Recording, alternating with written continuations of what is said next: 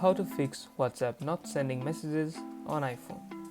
Are your WhatsApp messages stuck with a spinning circle or clock icon?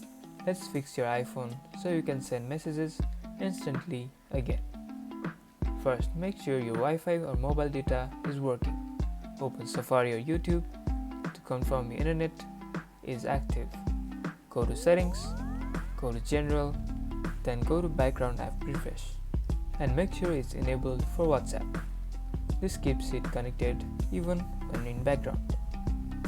Force close WhatsApp and restart your iPhone.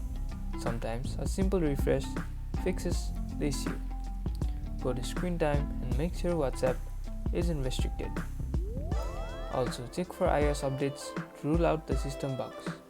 Messages should now be flying out. If it's still stuck, reinstall WhatsApp after backing up your chats.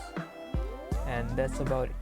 If you guys enjoyed this video, don't forget to smash the like button and subscribe for more videos like this. Thank you guys for watching and see you guys in the next tutorial.